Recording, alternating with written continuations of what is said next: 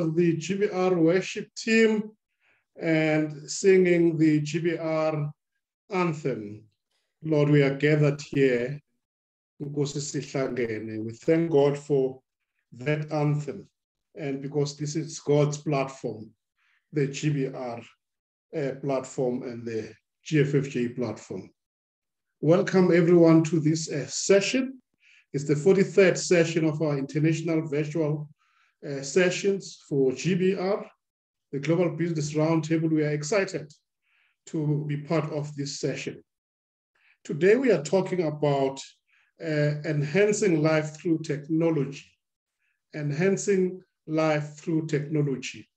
Why is it that we need technology to be productive, to flourish, and to do business and whatever programs that we do, whether in ministry, in academia, in education, in business, in science and technology, and why is it important for us to understand the use and the power of technology so we may interact with the global world and flourish in whatever we do. So we have esteemed experts, people very experienced in their background who are going to share with us.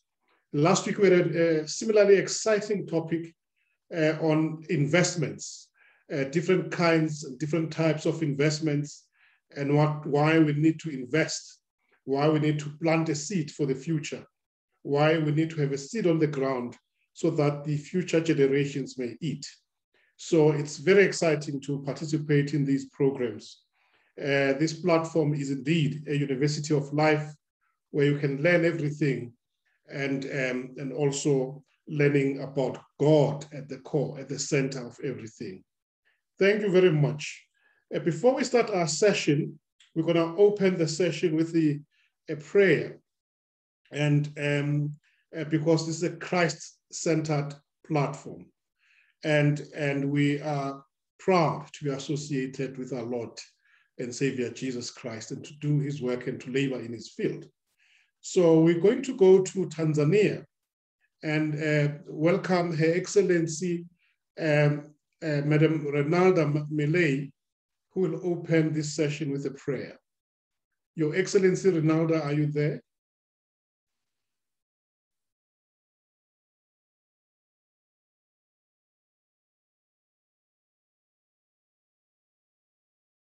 Excellency Ronaldo, are you there? Can you hear me?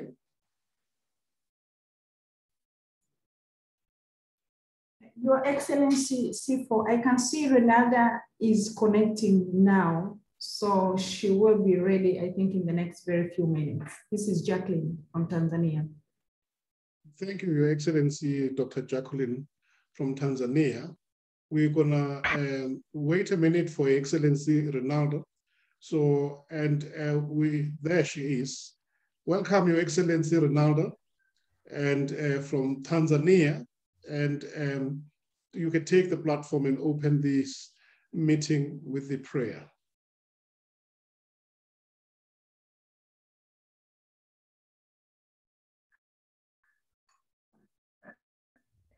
Thank you, Your Excellency, Professor Sipho Mseleku. Good afternoon to you. Good afternoon, Your Excellency.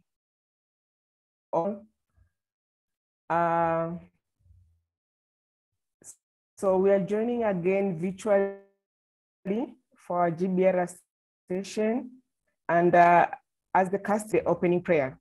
So let us pray. Loving Heavenly Father, we come before you this afternoon.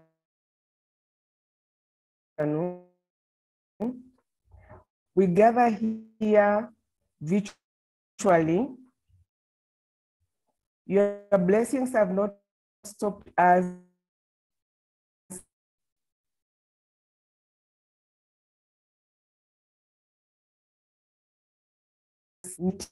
meeting. Distance is not a barrier for us to receive your blessings. Leadership of GBR for connecting us every day and every time and getting your blessings. I pray for the speakers tap your blessing through them. I ask you that you would clearly show us how to conduct ourselves as the member and the family of GBR, the desire to find your wisdom things every day in all our lives. We ask this through your Son, Jesus Christ. Amen. Man, thank you, Excellency Ronaldo. We're breaking somewhere, but we could follow you. And so, and we really, really appreciate your opening this session with a prayer. Thank you, Excellency. Thank you very much. God bless you. We would like to ask our panelists to just check their connection and where they are, and ensure that by the time they speak, they're all sorted out. And we're going to have a very, very interesting panel of speakers today. And let me welcome them. And we've got 4 panelists, 5, 2 come from the same organization, GEM Waters Services, South Africa. We've actually had a privilege to meet them, and previously at our offices. And we believe that there is a strong partnership that will be forged between them and the Global Fund for Jesus to solve the problems of the world that we face there across Africa and the developing world. They are Mcnamara, as well as Ronette Chambers. So, and I'll introduce them before they speak briefly. They come from South Africa. And then we also have Her Excellency Dr. JacquelineMkindi from Tanzania. And we also have His Excellency Professor David Kamchacha from Malawi. And finally, we have His Excellency Dr. Thabo Lengana from South Africa. They will be sharing and giving us insights and wisdom and sharing their experience on this important topic of how we can enhance our life through the use of technology, and why technology has become so important nowadays. And I'm sure previously we would not have these sessions, we would meet physically, but technology has created opportunities for us to meet every Saturday afternoon, this time globally, and participate in these sessions. So, and we will give them each 15 minutes, and I will indicate to them by switching on my video that they are left with a minute or 2, they need to wrap up. And if you can note your questions, put them down, and at the end of the last panelist, we'll then open the floor and take questions, and the panelists can then respond to those questions. We also want to acknowledge other people who participate in the program. His Excellency Mr. Wilson Banda from Malawi, who will do the offering. His Excellency Mr. Tato Mashao, who will do the announcements and the vote of thanks. And Her Excellency Madam Priscilla Kawuya from Botswana, who will do the closing prayer. So we would like to acknowledge all the people participating in the program, trusting that God will use all of them for His glory and to really impact our lives and minister to us this afternoon. And before we start, we're going to ask our technical team to put a short clip of GBR video about GBR, who we are, what we do, and where have we been.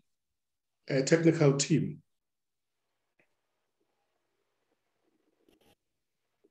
The Global Business Roundtable was established as a global discussion forum, a support network and a prayer group for people in business and various professions, and has a God-given mission to focus on the holistic development of a person in line with God's plan for His kingdom. GBR, being a public benefits organization, always wants to empower as many people with information, with knowledge, with wisdom, so that they can better make decision for themselves, their families, their businesses, and their ministries. It's centered around, faith, but it's not necessarily church. Lorsque j'ai écouté, je me suis rendu compte que c'était ce, en fait, à quoi j'aspirais depuis longtemps. J'ai à cœur l'Afrique depuis des années, le développement de l'Afrique, l'émergence de l'Afrique, le réveil de l'Afrique. The aim is to help members to grow spiritually, to grow intellectually, to grow their networks and participate in trade and investment opportunities, to participate in mentorship and coaching programs, and to expand their businesses. GBR's objectives is about coming around the gifts of the anointed men and women of God and facilitating and equipping that so that that gift which is of God can go forth and do exactly what God called it to do. Back when I didn't know Global Business Roundtable, I was just relaxed. Like I didn't feel the need to learn more about foreign markets, investing in other countries. It is a platform that is helping people go back to their original state. And the original state was to dominate the earth and make it a better place. Since its launch in Johannesburg in 2009, the Global Business Roundtable has impacted on hundreds of lives around the world. We're really wanting to see expansion into countries, into universities, into prisons, into all sectors. 2020 va marquer la 10e année du GBR. Et il faudrait que toutes les infrastructures, la structuration, que ce soit au niveau des pays, au niveau des régions, au niveau des continents, soient effectives pour que les ressources allouées, pour que tout le processus puisse être efficace. They will transform Africa and the rest of the world. In fact, our footprint now is in many countries in the world. 8 years after its launch, this God-focused organization has a presence in the following regions: the Southern African Development Community, East Africa, West Africa, Central Africa. Here is a vehicle that can be used to make sure that when people say Africa is the next best thing, it's the next best thing for Africans. We have undertaken to be the vision carriers of Global Business Roundtable in East Africa by appreciating that it's a kingdom mandate that God has given for a very clear reason to liberate this generation. I see GBR going to places. I see GBR in Nigeria capturing the young and the old. Le GBR, c'est un esprit d'ouverture, c'est l'esprit de l'amour, c'est l'esprit de fraternité. It is actually giving the empowerment of the African people and governments to economic higher standard of living through God, and that is unique. Europe. I was very surprised, positively surprised, at the size and the reach of GBR and its capacity to communicate and to federate so many people around the table. And North America. It may have started local, but now it's global, and I think it's a wonderful opportunity for men and women everywhere. GBR is like God's gift to man. Eu creio que isso vai transformar, e a GBR está dando essa plataforma e alcançando países, as nações que querem essa transformação para um impacto social, na educação, segurança e uma questão de reino, porque o reino de Deus abrange todas essas coisas. I believe that if we're starting from Thailand, Bangkok, it's really easily that we can spread the GBR spirit to other countries in Asia.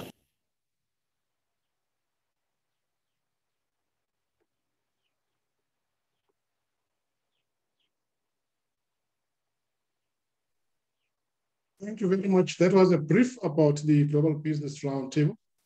As you've seen, we focus on holistic development of God's people. And we're multinational, multi-sectoral, multi-denominational, multinational, multilingual, and we cover all nations. We're currently in 82 nations, and our plan in the next 5 years is to cover every nation under the sun. So, and we're working aggressively to achieving that goal.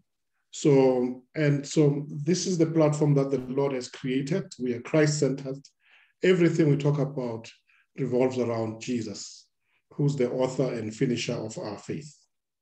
And now we go back to the business of the day, which is really the learning from the esteemed leaders that God has prepared over years on the subject that we're going to be talking about, where the enhancing life through technology.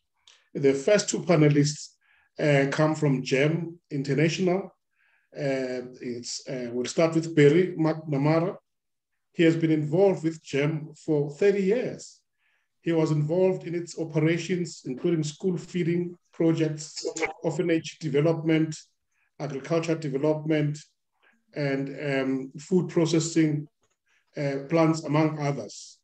He is a director of GEM Water Services, Jesus Alive Outreach, and serves in the executive committee of GEM International.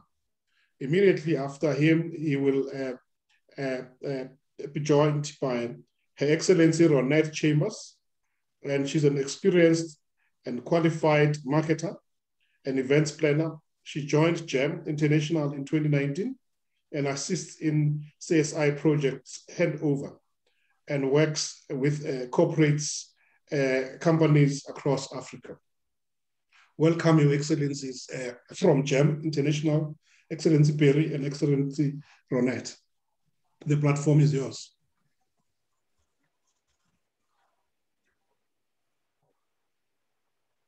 I'm not sure who's starting.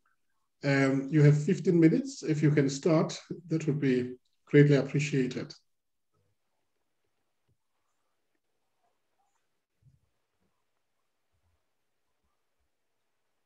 Kindly unmute so we can hear.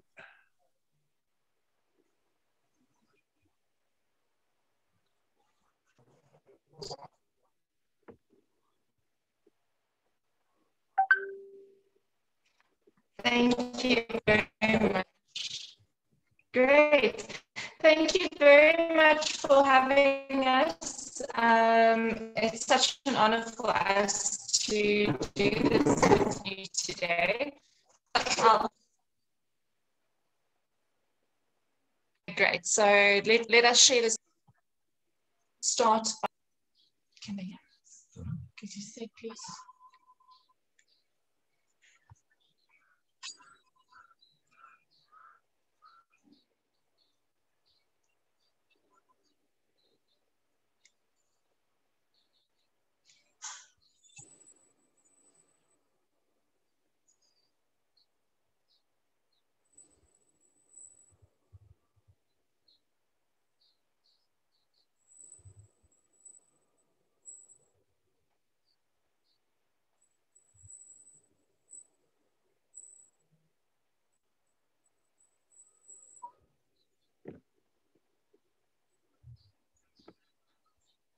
There is no sound, Your Excellency.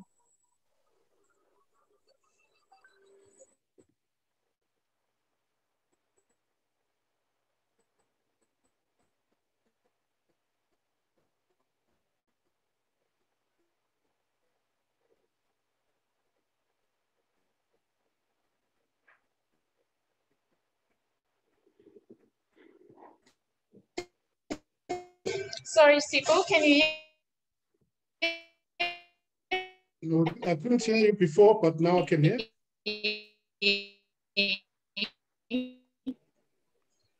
There's a bad connection, I think. Yeah, there's a challenge with your network, with your connection. Can you check it out? Maybe we can move to the other panelists. We'll come back to you after 15 minutes if you need to attend to that. Is that okay? Can you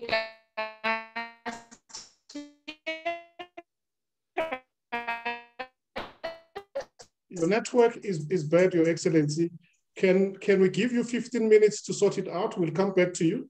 We'll allow another panelist to speak now whilst you attend to your network. Is that okay?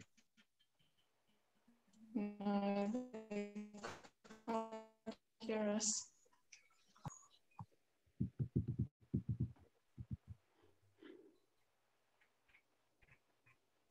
Hello, Your Excellency, can you hear us?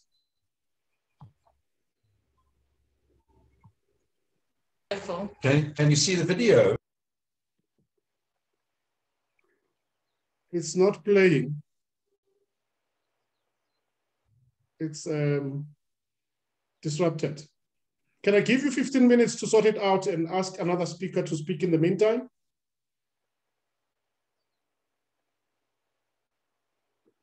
Mm-hmm. Your connection is not that great. We're struggling to hear you, and your video is not playing properly.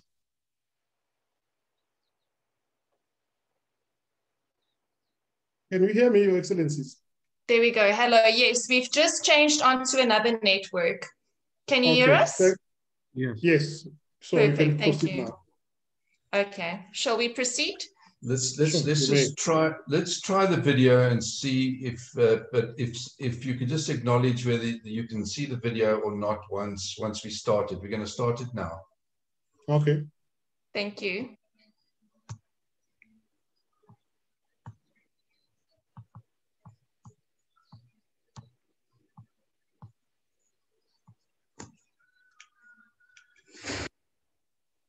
Are you able to see?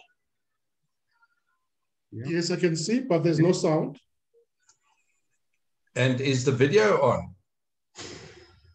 It's playing, but there is no sound. Okay. Let's try again.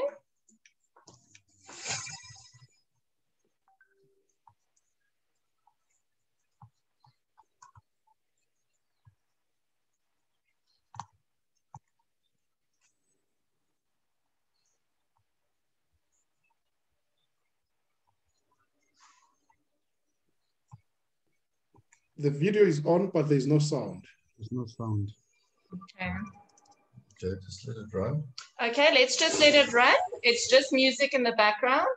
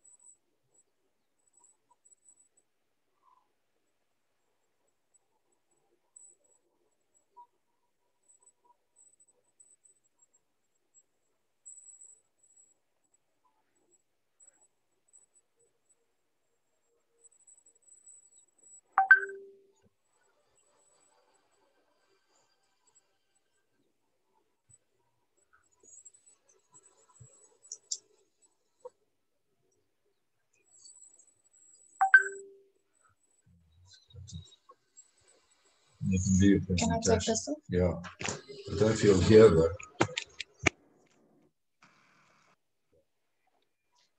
Thank you, everybody. We apologize for the sound. Let us know, can you hear us, Mr. Sipho? Yes, we can hear you. Okay, wonderful. So, great. Let's go on with this one. Sharing off. If we can just... Or the next slide. Why is it not going? Can you hear the sound now? Yes, we can hear. Oh, wonderful. Okay, so it was just our speaker. Okay, wonderful. So, right, let us tell you a little bit about JAM and JAM Water Services. So JAM Water Services is a division of JAM International. JAM International is a NGO with over 30 years experience in the field of feeding. We have Jesus Alive, and then JAM Water Services is what you saw now with the rigs and the water drilling. So basically, we are a division of JAM, and we focus on drilling water and clean water for Africa and the sub-Saharan African countries.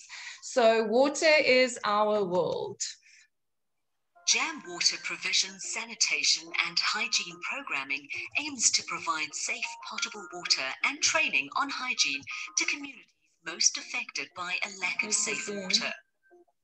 An estimated 319 million people in sub-Saharan Africa still did not have access to safe water in their villages, forcing them to walk a treacherous distance of up to 6 kilometers each day to collect water that is contaminated with life-threatening bacteria.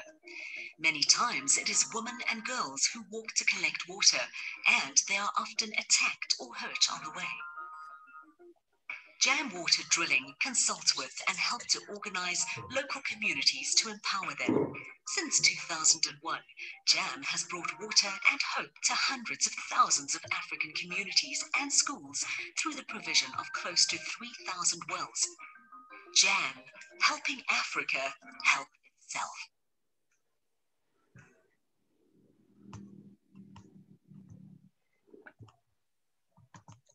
Good. So you would want to ask us why water and why clean water. Well, here's are a few stats. All right. So contaminated drinking water is the estimated cause to 502,000 diarrheal deaths each year. Now, these are little kids dying from diarrheal diseases. Almost 240 million people are affected by acute chronic disease caused by parasitic worms contracted through the exposure to infested water. Now, as you saw in the videos, these are because they drink water from ponds and really bad infested contaminated water. There are also personal safety risks with the need to make long or risky journeys to collect water. Now, a lot of the times these women and girls will get attacked on the way. And sometimes it's really young children walking to fetch water. So what does JAM Water Services do? So we are a water drilling company. We are a NGO in the African continent. We also offer commercial drilling services, and we have 20 years of experience and over 20 years of experience in this field with our own equipment and drilling rigs. With this service, we also offer pump solutions, as you saw the hand pumps that the kids use in all the African regions. We offer pump installations and electrical and solar pumps, and we also offer testing, which is your water testing. Is it safe to drink? We do yield testing to see does the borehole pump enough water, and all testing involved through laboratories. So the regions we work in is the sub-Saharan Africa regions, in Angola, Mozambique, Zimbabwe, South African, and Sudan, to name but a few. Right, so schools are also one of our main focuses to drill at. If you drill at a water well at a school, it can also serve a whole community. So to give you an example of a school that we are getting donors for, getting funds for, this is now a school that is in need of water. Yeah. It's just the time that's worrying. We're here today at F.INST.D Primary School, and it's about 100 kilometers out of Johannesburg, in the northwest area. And we're going to take you on a tour through the school to show you what the situation is like at this primary school.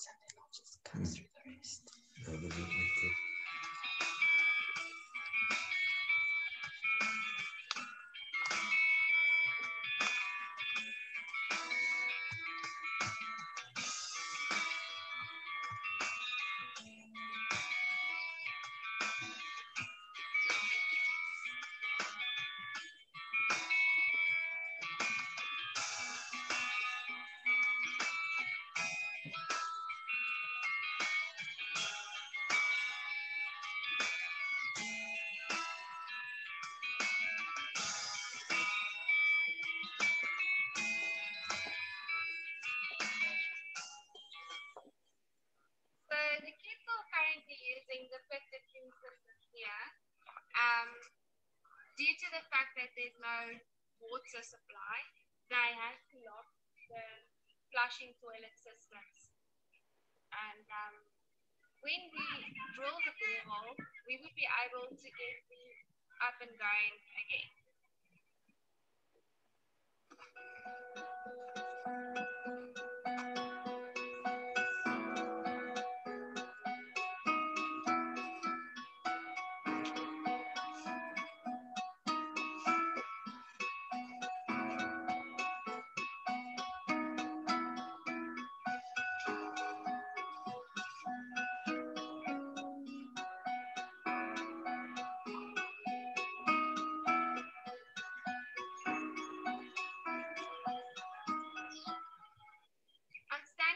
In the school's vegetable garden, and due to the fact that there's no water, this vegetable garden is now completely deteriorated.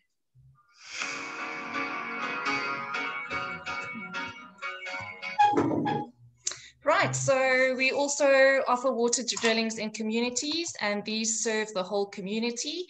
As you can see, we've got a hand pump.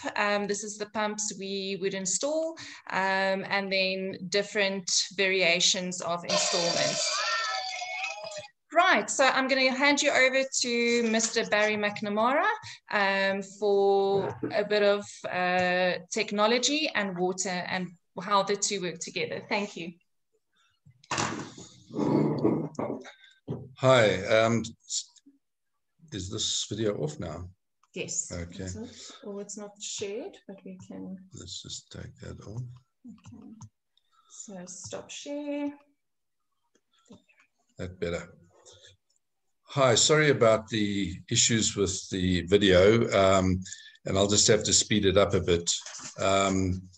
So Jam Water Services is really, our passion is to provide water to schools, communities in Africa, and we've been doing it for many, many years. Let me just talk a little bit about the technology side because time's running out here. Our aim is to advance ourselves in the area of technology so that we can provide a more efficient service and therefore provide a better service to the communities at a better costing and service more beneficiaries. So we've looked at diagnostics on our drill rigs and our compressors to make them more efficient. We get report backs on diesel usages. We have re-looked at all our surveying equipment that is put in place to survey sites for potential water sites. Our magnometer technology has been improved over the last couple of years with new equipment. We use vehicle tracking and monitoring to a large extent to ensure that our vehicles are going to the right GPS coordinates and for the use of our efficient time and to monitor our vehicle fuel usage and that type of thing. Over the years, we've advanced on that. One of the biggest challenges in Africa we've found is the maintenance of the boreholes that we have already installed, and it's been a real challenge to come up with solutions on providing a really good service to communities. And there are technologies now that we are looking at that you can install into hand pumps and all our solar systems as well. The drawback with that is cellular networks in the rural areas can sometimes are not available, but we are advancing in that area there. On the solar pump side and the solar panels, the technology has advanced so much so that we're using less panels, costs are coming down, smaller pumps are required to pump the volumes of water out.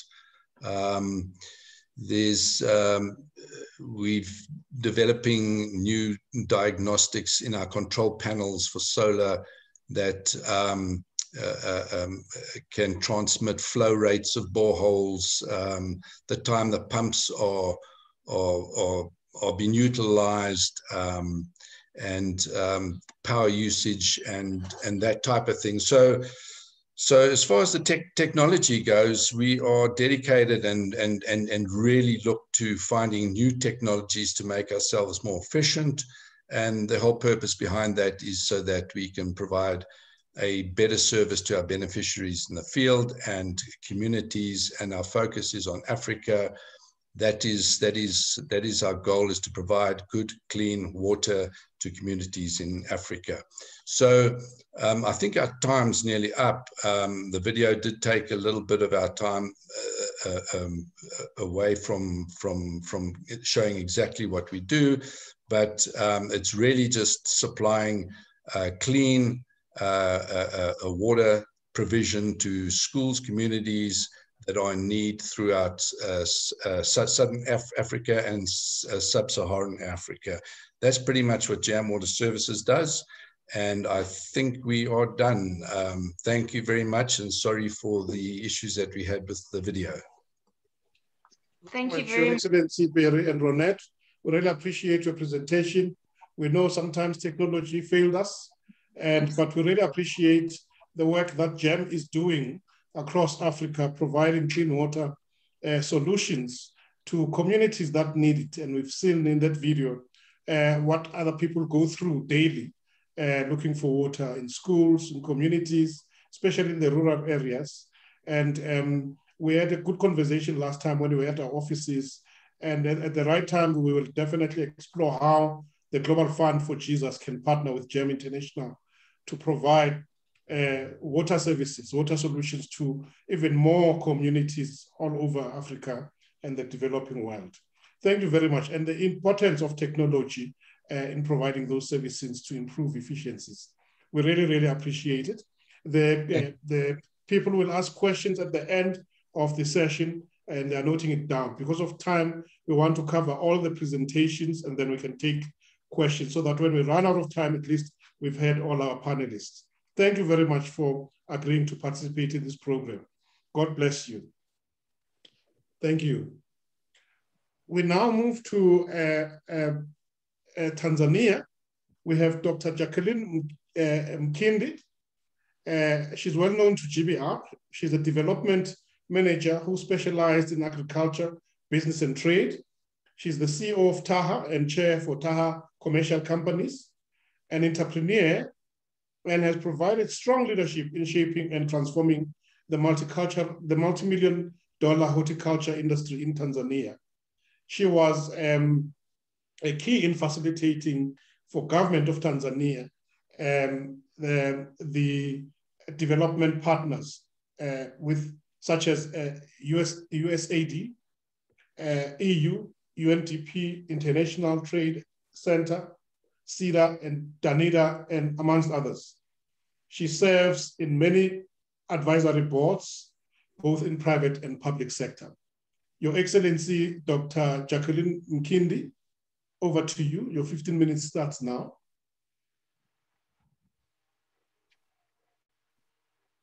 Please unmute, Your Excellency.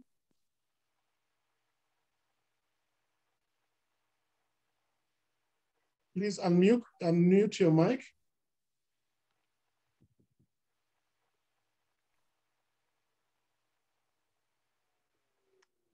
You are still muted. We can't hear you.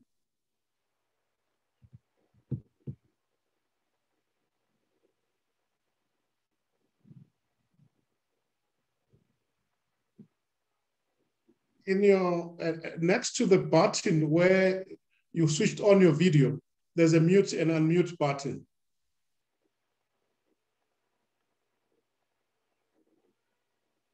Close to it, there's a mute and unmute button there.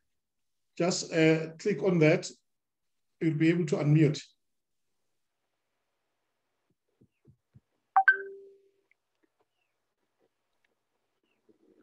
At the far left there. On the far left. Yes, we can. Thank you, Excellency. You can speak Actually, now. yes. Apologies, Your Excellency. It's like the host was not allowing me to unmute myself. So that was the message that was coming on my screen. Apologies for that. Apologies. No worries. Host, please allow our panelists to speak. Over to you, Your Excellency. Thank you very much, Your Excellency Sipho Mseleku, and good evening, good afternoon, all of us here. As introduced, I'm JacquelineMkindi, and I'm the CEO for TAHA. And I'm so very privileged and honored to be invited to share our experience as we drive the agriculture agenda in Tanzania.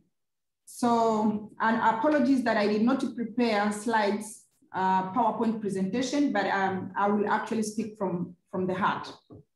So we are running an organization that is responsible for horticulture, transformation and horticulture development in Tanzania. And our core responsibility is actually in three folds. One, we work a lot with the government of Tanzania, as well as the development partners in this country, to make sure that the environment at which our horticultural investors are operating in Tanzania is conducive. So you find us addressing a lot of policies and regulatory framework issues, just to make sure that the environment is truly conducive for private sector investment in the agriculture sector, horticulture sector in this country. And secondly, we are on the ground working with farmers, driving technologies and innovations for improving production and productivity. And we deal with more than 30,000 smallholder farmers across Tanzania. We work in 25 regions of Tanzania mainland and Zanzibar, driving technologies as mentioned, and innovations, but also training these farmers on how to apply good agricultural practices, climate smart practices for enhancing their productivity. And thirdly, and this is actually forms part of our very core agenda as well, is actually facilitating access to markets. And so we are running quite a number of interventions around market access, linking our farmers to profitable markets within Tanzania, across the region, but also internationally. And it is actually in addressing that mission that we are also running commercial entities, so companies that are providing demand-driven business services to allow for our farmers and exporters get access to markets at different levels. As we all know, that agriculture transformation without market access, you have really not helped these farmers. So we are investing a lot in the area of exposing these farmers to right business information about markets, but also supporting them, building their capacity to also comply to market regulations and market standards. Yes, and so that is who we are. And as mentioned, we work with and through our partners, both the government of Tanzania, but also we do work a lot with other development partners, international embassies and agencies in driving our vision and mission in the country.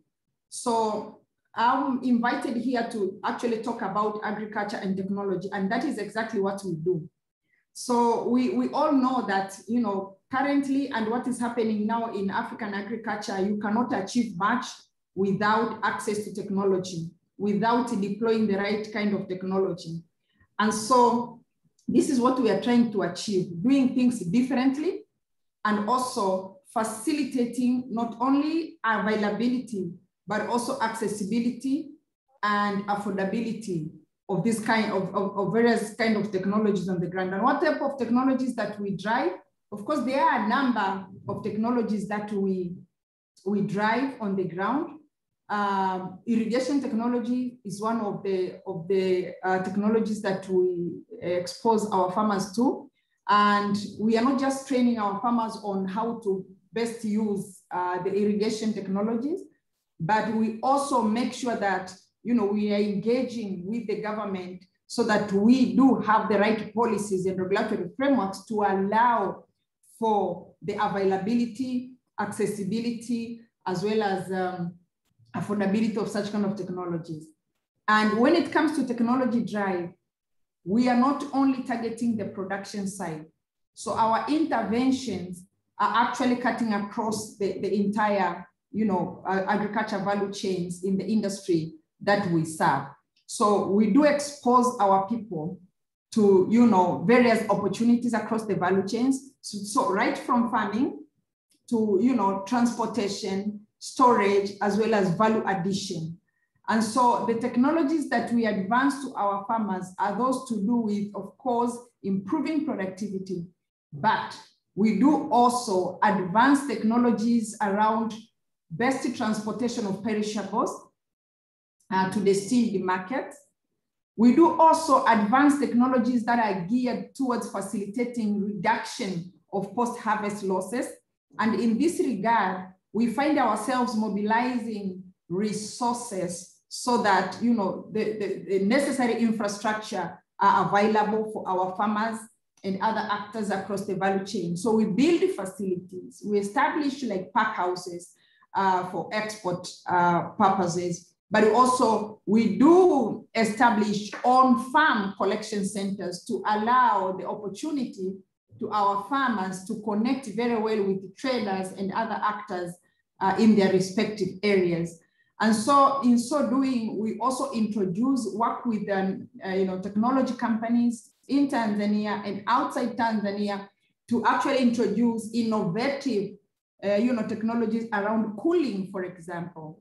And this is how we are able to reduce significantly the levels of food loss as well as food waste. Around transportation, our work is not only geared towards facilitating road transportation, but we do also have strategic partnerships with our government to ensure that our ports and airports are actually supporting perishable trading between Tanzania and countries. So we find ourselves, upgrading facilities in collaboration with the government of Tanzania at the port and airport, but also making sure that we are really, really addressing the cold chain management system across, the various, across the system. Thirdly, we are also responsible for compliance purposes through one of our commercial pillars. As we all know, production is one thing, but connecting to the right market and complying to market standards and market requirements is another thing. So we are also investing a lot in building a very sound system that is enabling our farmers to actually being capacitated to respond to the demand of the market. So we build their capacity to understand what is required of them when it comes to connecting to the market, but also we facilitate their compliance. Our company, GreenSet, that is a standard compliance company, is also investing in training, inspectorate, as well as certification. So we are, for example, a Global Gap accredited agent for Tanzania. And so we discharge that responsibility in the country on behalf of Global Gap International. We are also ISO accredited. And so when it comes to, pack house accreditation and quality assurance, we are also there to provide, such kind of support services to the industry. So generally that is what we do. And from the work that we've been doing, we have really, really supported the transformation of the horticulture industry in this country. And so in summary, I would like also to mention something very important when it comes to technology and agriculture. We all know that in Africa, we do trade a lot on commodities. And this is why we are not actually making very positive strides around agricultural transformation. And so it is very, very important now that all of us as partners, we invest a lot in value addition, because it is through value addition that we'll be able to create wealth, create jobs, but also enhance our productivity. And so we cannot achieve, value addition in whatever that we do without technology. And so it is very imperative for all of us to create really very good conducive environment. And one partner cannot do that. It is not the private sector. It is not the government. It has to be the work of both public and private partners to ensure that, we are having the right environment that will enable the availability of such technology that can facilitate value addition. And in so doing, of course, as African countries, we will really be able to, address the issue of poverty and start talking wealth creation. And as Taha, we are investing a lot around value addition. We're encouraging our people not only to export avocado, for example, but to add value and start exporting oil, pest, and these other products out of, perishable horticulture. So it is very, very important for us to have that perspective that when it comes to agricultural transformation, Africa should actually move from exporting cocoa, but start thinking of doing value addition and export chocolate, for example. Stop exporting cotton and start thinking of exporting, garments. Not stop exporting, skin, but investing in exporting leather bags. But again, to achieve that, and this should be our dream as African men and women, we really have to invest a lot in infrastructure, distribution systems, as well as, other production and processing technologies. Thank you very much. Thank you very much, Your Excellency, Dr. Jacqueline, for that exciting presentation on technology and agriculture, that we need to definitely drive technology and innovation to improve farming and to improve horticulture. You've done an excellent job in Tanzania and across the African countries where you're working. Your company, Taha, is doing an excellent job. And so technology really is the driver of productivity, is the driver of efficiency, is a driver of profitability. So you cannot compete well in the global scale without using technology. In your instance, the agriculture sector, there are many areas where technology is critical: irrigation and farming itself, transportation, storage, reduction of post-harvest losses, and establishment of pack houses and cooling technology, and you really technology for ensuring compliance, technology to ensure value addition to your products. And so there's a lot to learn for all those people who are involved in the entire value chain of the agriculture and food production value chain. So, and I think the last point that you touched on was the issue and the importance of beneficiation. And that is critical, that we do not just produce, we beneficiate and add value. And because money is more on value addition. West African countries like Ivory Coast produce a lot of cocoa. They supply a lot of cocoa to the world, and they sell it cheap, and then and buy back chocolate, which is 10 times, 20 times expensive than the raw material that they've produced.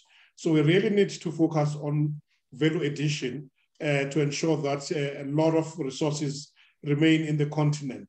And virtually all African countries produce something. We produced a lot of mineral resources there in South Africa, whether it's gold, whether it's platinum, and we export raw material, and when we buy back the same things that we've produced at a very expensive prices. So I think technology will help us. The sooner we understand the need for us to adapt quickly, we will be able to do that. In actual fact, we'll be able to even participate effectively on this Africa Continental Free Trade Agreement, which opens up 1.3 billion market for African countries to trade and do business. So it's only technology that will enable you to participate meaningfully in that process. Thank you so much, Dr. Mkindi, for that powerful presentation. And it's really eye-opening. And there are a number of us, members of GBR, who are in the farming and agricultural sector. And I'm sure they've learned that. And it ties well with the first presentation on water solutions, water technology, how to improve so that we can serve our people in the development space, you know, and water is a serious issue across Africa and across developing. The diseases that our people experience, lifespan is cut short because of lack of clean water. So, and we need technology to ensure that people can access clean water across the continent and the developing world. Thank you very much for that presentation. We're now gonna move to Malawi, to one of our own leaders, Professor David Boston Kamchacha. He has over 34 years experience in both industry and academic worlds. He holds a PhD in strategic management. He is an expert in managing agricultural inputs and output markets. Has over 22 years experience in business, in project management, in facilitation of projects, development and investments. He contributed to the fertilizer market in Africa. He worked in a number of countries, including Malawi, South Africa, Kenya, Namibia, Mozambique, Nigeria, Tanzania, and Zambia. He's a retired Vice Chancellor of Pentecostal Life University and is now a Chancellor of the University of Hebron. And over to you, Your Excellency, and thank you for accepting to participate in this session this afternoon. Prof, can you come in now? Professor David Kamchacha. Thank you so much, Your Excellency. Greetings to all the excellencies and for this opportunity that I can participate in this noble platform. Contributing to enhancing life through technology, I'll be focusing mostly in education. Linking to the previous presenters, we can see how technology has critically played a role in enhancing life or impacting lives in many sectors of our society. Talking of transport, talking of healthy systems, agriculture as the previous presenter, but also in engineering, industry, processing, construction, and also different economic models that have been enhanced because of the technology, and countries have leapfrogged their economies because of the technology. In my presentation, I'm going to look at what is this technology we are talking about, and what is education, and what is the link and its impact. Where are we coming from to where we are now, and why do we need to embrace this technology as we move forward? Technology is considered to be anything that is created, but not naturally occurring, that improves processes, both outcome, but also understanding of the circumstances or issues surrounding us. And it is coming from the Greek word tekin, and also logia, meaning a study, where you are looking at you are looking at the scientific knowledge for practical purposes, especially in the industry. But though we talk about technology mostly in the industry, but even in our local villages, in our homes, in our communities, there is one thing or the other that we have done to improve the different processes, the way we are delivering. So technology, in short, that's what it is.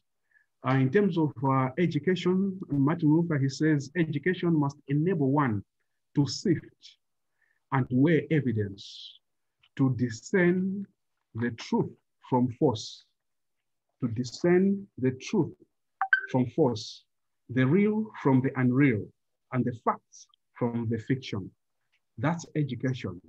And technology comes in to help us to be able to discern that truth from the false and be able to move forward.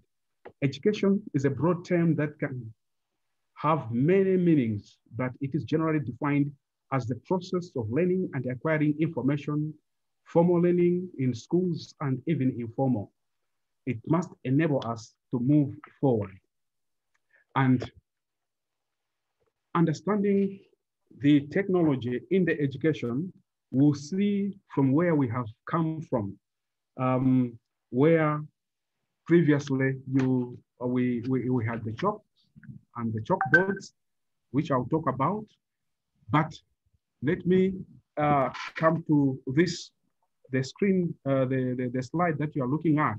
We are looking at a university library with so many books and journals. And we are coming from that background where research was an enormous work to be done. But technology has impacted on this work. Now it has been made easier. You can be able to search for information within seconds, and research has been made easier. Information, when you're doing your thesis, dissertations, it has been made easier than what it was before. But also in terms of the storage of that information, of those books, volumes of books, millions of books now can be stored within a small chip. But previously, you would need a bigger building or room to store the books, just to mention a few. But there's been a great impact in terms of the library efficiency and also the speed. Just to look at where are we coming from in terms of the evolution of technology. We are coming from the blackboard, blackboard and the chalk. Many of us that are a bit old, that's where we were coming from. Then we moved to whiteboards and markers. And then we moved to transparent slides, overheads, and projectors. And there were a number of challenges because of that. Then we moved to the PowerPoint presentation, which has been a lot of improvements because of this technology. Then the web-based learning teaching tools that has helped us to move fast, but also to deliver the information and the discussions that have been there.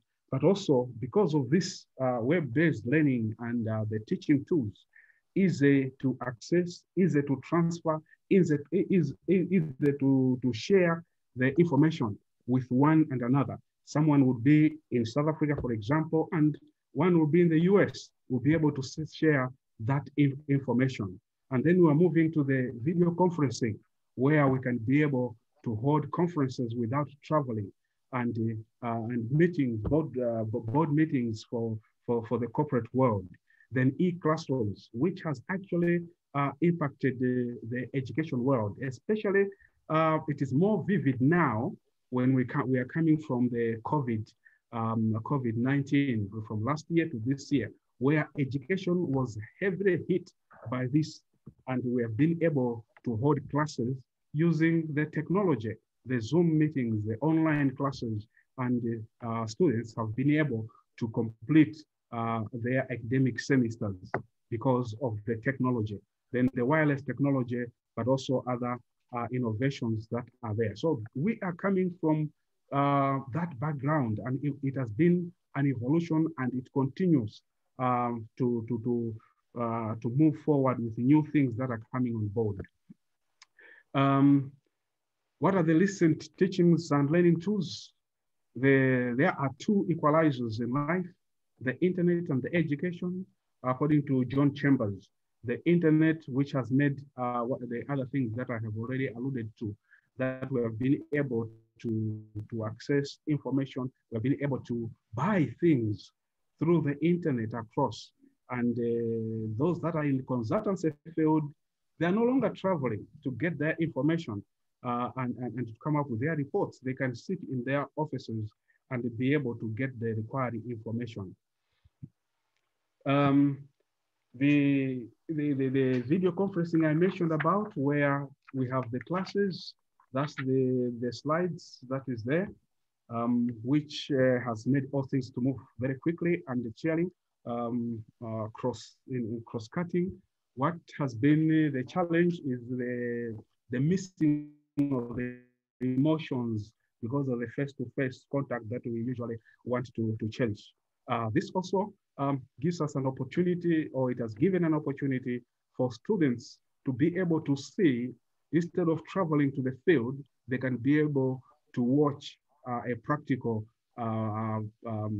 work, just as we see an operation going on in a class without going exactly to the practical field. It has all been made easy because of the technology, and there could be cross coordination of different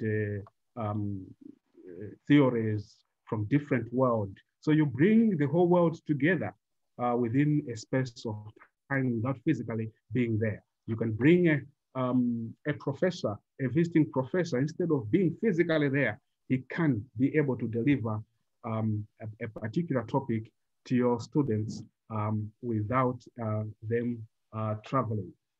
We can also see the impact of the smart interactive boards, which has provided, or it has enriched learning experiences by projecting visual elements. It also makes a differentiated learning much easier because teachers are able to accommodate different learning styles. Visual learners are able to observe the whiteboards, while tactile learners can learn by touching the board. So we see all these things have made education much easier than it used to be. They have already talked about how PowerPoint has come on board and it has facilitated learning. How students have been able to share some of the information within educational tools and teaching tools that have been there. But I want to dwell a bit on this, where is teaching and learning any better with the technologies? By looking at those three pictures, let's talk about the first cognitive. Technology facilitates learning, technology helps in analyzing, and technology also cooperates learning by new ideas. So you are able, because of the technology, to be able to analyze different facets, and you are able to deliver or to share within a space of time. Technology has helped us to do that, especially when you're trying to make calculations in mathematics. Technology has helped us to do that very quickly. In terms of affective, students develop interest in learning, and students can express their feelings to technology. For example, if a student has not understood the topic, he cannot tell the technological aid to his learning. This is, in terms of the affective, we are looking at partly the negative part of the technology, where we want to come face to face. However, the advantages of technology outweighs the negative part, even in terms of the transferring of the psychomotor skills, which usually is done through face-to-face. But all that are being outweighed by the advantages of using technology, because we can move fast, but also we can learn quickly and get all information quickly and share when we're doing all the research easily at our fingertips. Computers and laptops have also helped us to do our work much easier. Institutions are able to provide efficient training for targeted groups because of this technology, expand the capacity for education in new subjects area. Technology has facilitated that. Develop multiple competencies through recurrent and continuing education that has been facilitated by technology. Improve the quality of existing educational services that has been facilitated by technology. And in countries like Malawi, for example, where you have limited space for public and private universities, yet you have so many students that needs to go to the universities, then technology has come to help because you can be able to develop a very good online platform, ODL, and then you can reach so many students and increase access to higher education because of the technology. As I alluded to earlier on, the circumstances with the COVID, people have been able to continue their education because technology has facilitated that aspect. We have seen how it has changed and impacted our lives in terms of the communication, not only within the education system, place to the other, the telephone system, the communication. We see how we have moved from the analog to the digital and be able to access and communicate one another. In terms of the storage of information in schools, in universities, and even in business institutions, we can see that now we can be able to maximize space because technology has helped us to keep volumes and volumes within a small space of a chip, and we can be able to access it very quickly for the information that is required. And then the social media through which people have shared information, they have shared materials, they have shared notes, that has helped quite a lot. Technology needs to be embraced, and we need to ensure that our students in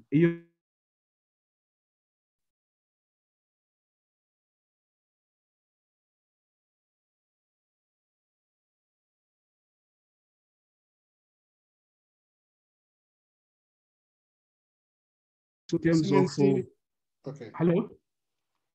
You can proceed, Your Excellency. You were quiet. I thought you were muted. Oh yeah, there was a call on my line and it interrupted.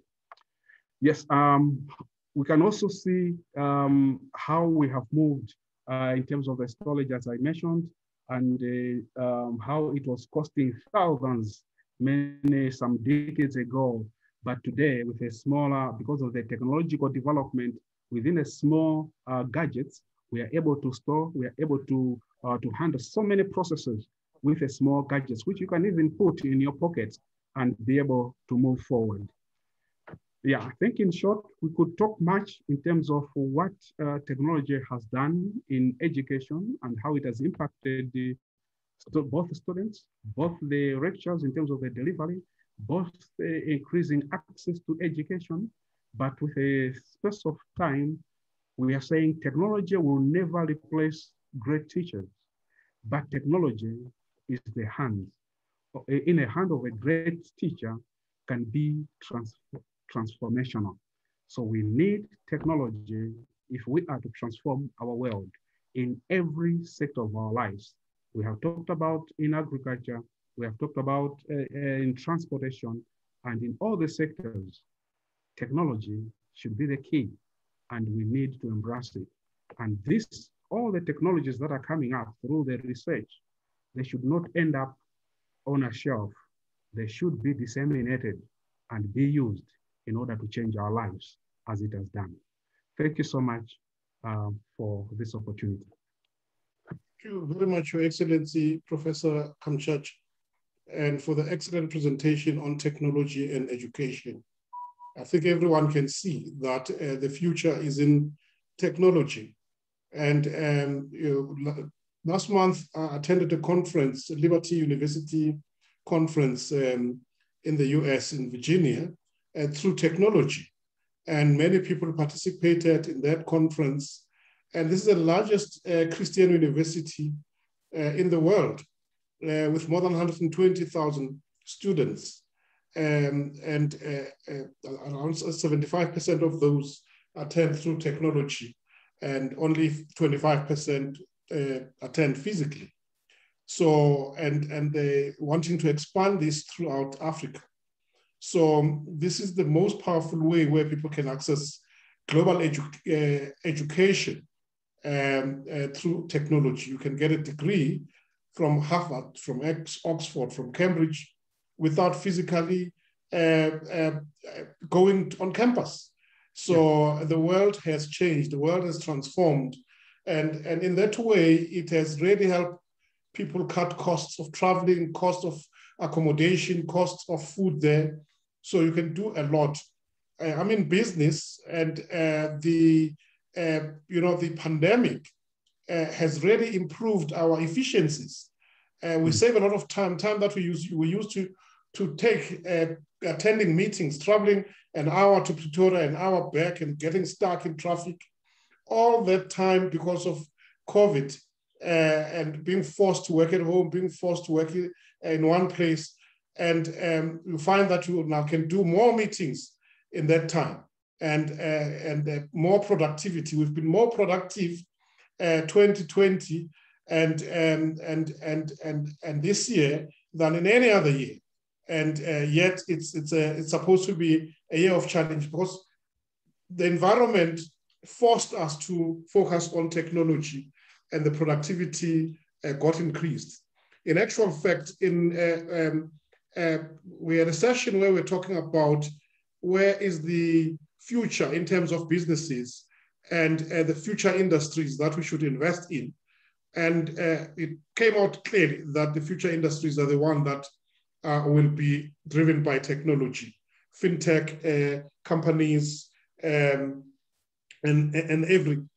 during this pandemic, the companies that made a lot of money are the companies in technology, the Facebooks, the Zooms, the Microsoft Teams, and all those that invested early in technology took advantage of the opportunities that the COVID-19 pandemic created.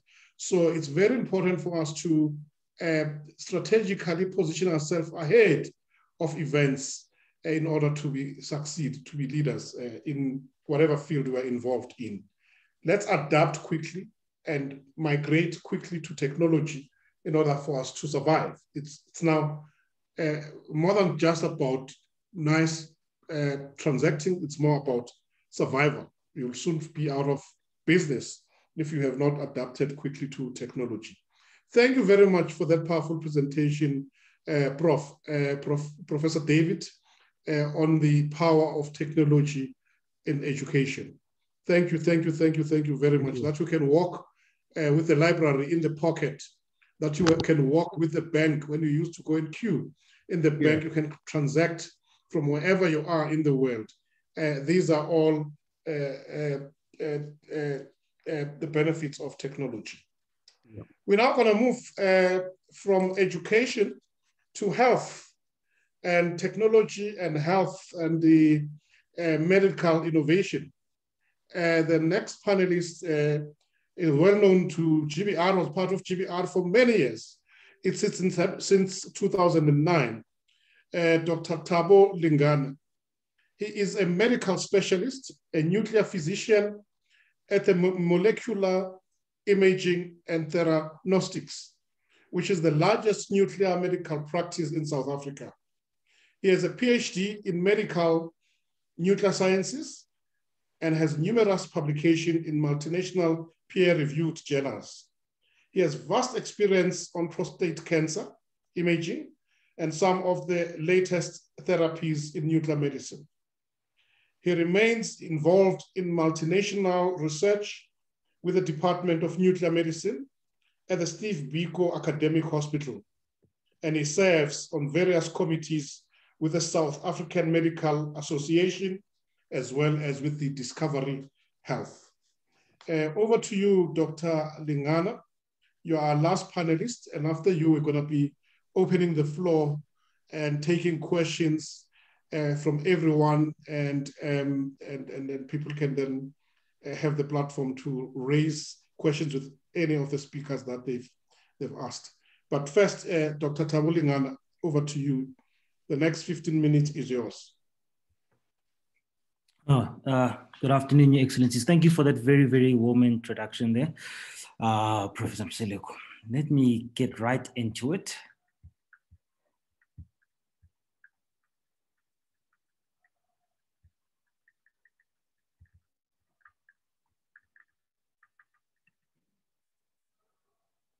Fantastic. I've started a screen share. I just want to confirm that everybody's seeing it. Yes, we can see your screen, Your Excellency. Perfect. Thank you so much. Okay, thank you for the opportunity just to have a brief discussion on, and on this lovely topic, enhancing life through technology, and looking at specifically the health sector and what has happened thus far. So the context really of this presentation, if it'll let me control my own slides. Okay, let me try here.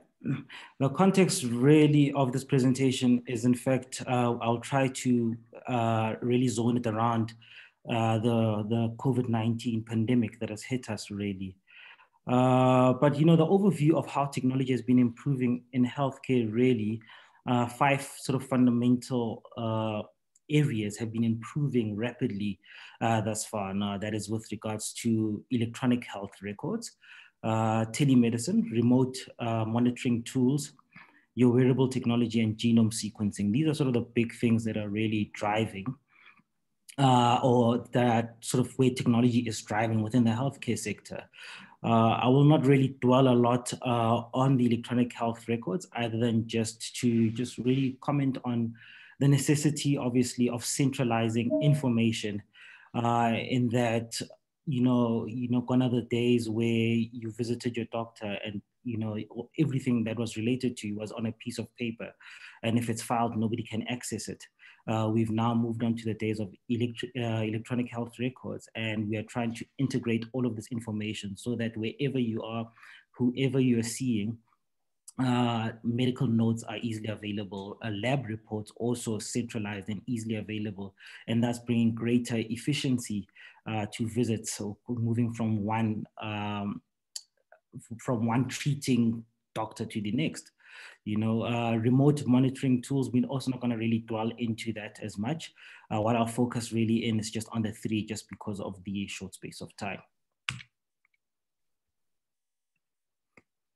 So, telemedicine has been around for a while and has been coming slowly within the health sector.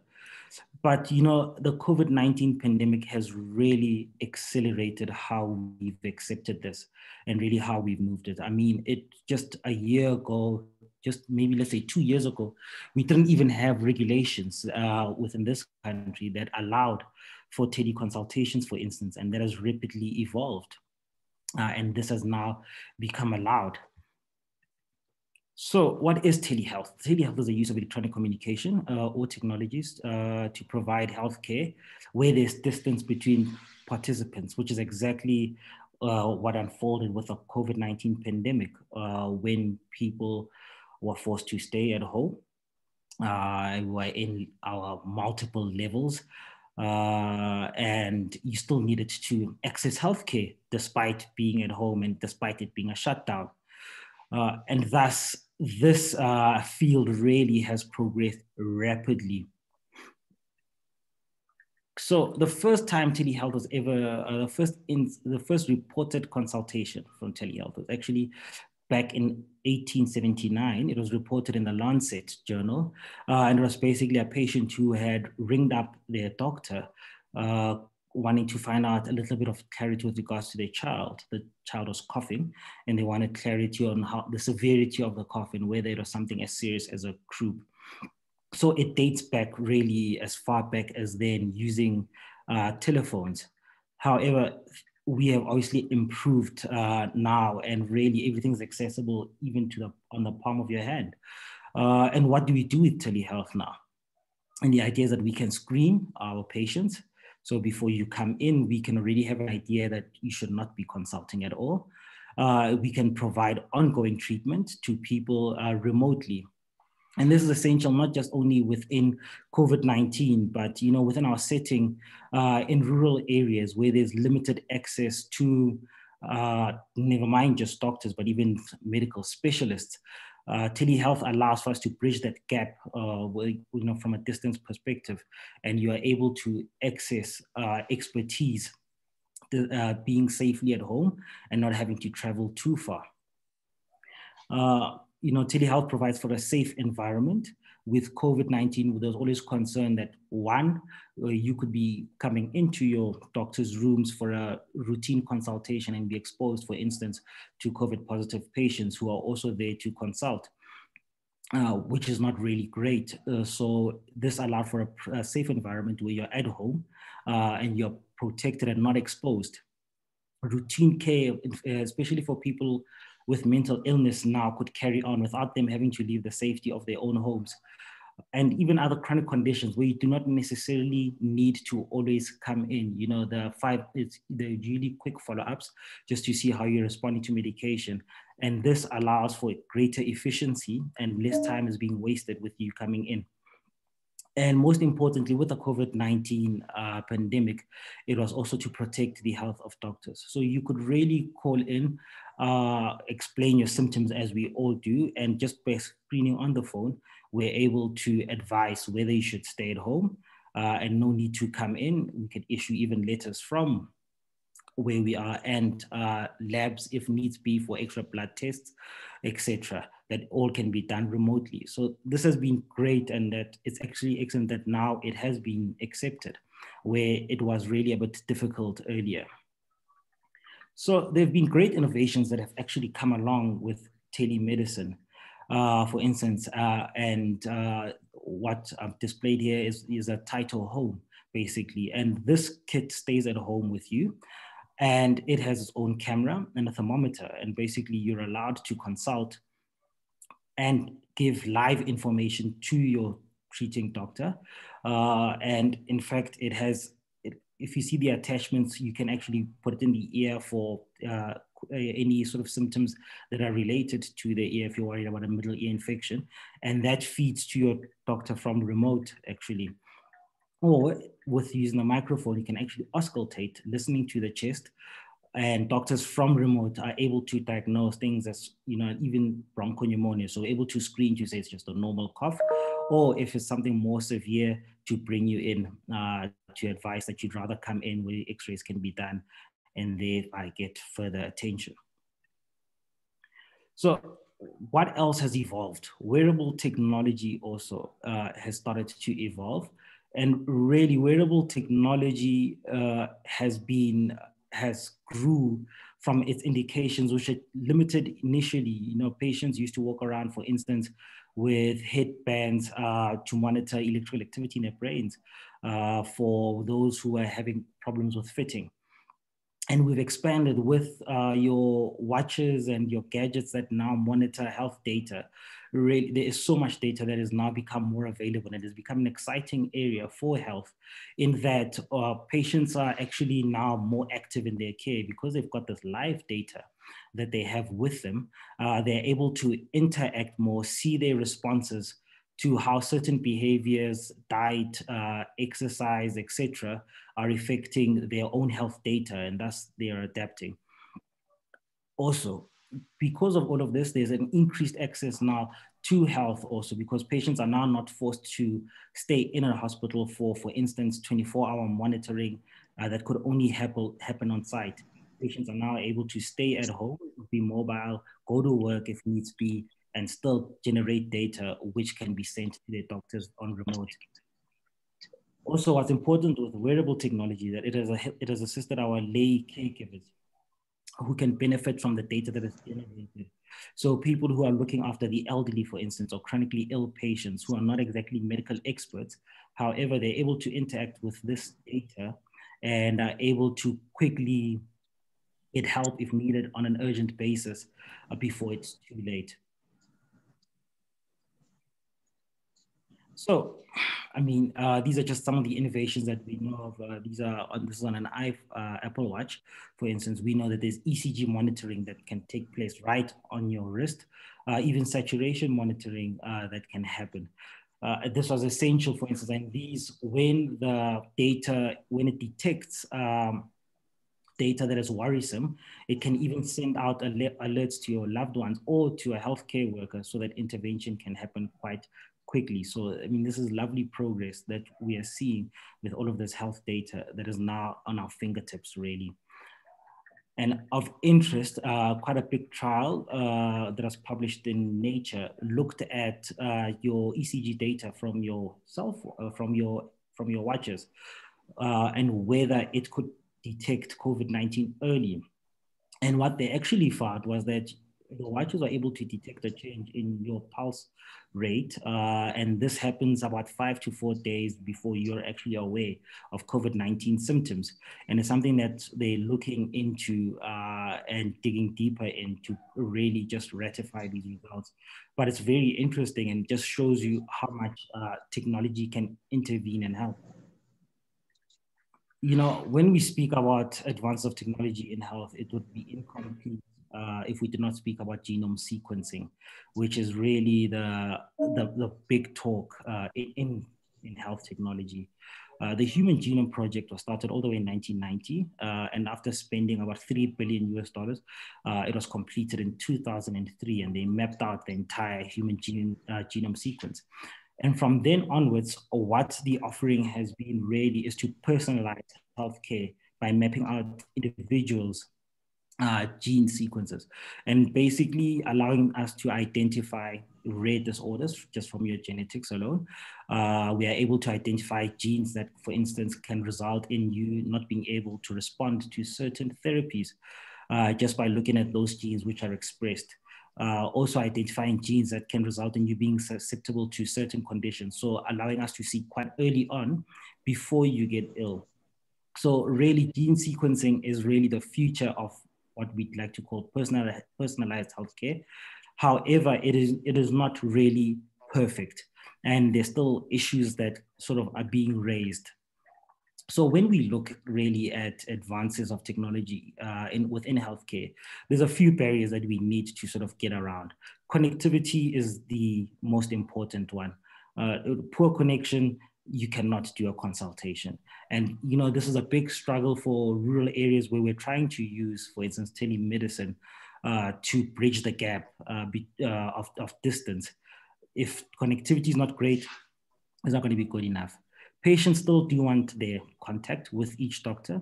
So you have to understand that the role still may be limited. So perhaps telemedicine is great for screening as just step one and starting you off. But however, eventually you do need to come in to see the doctor.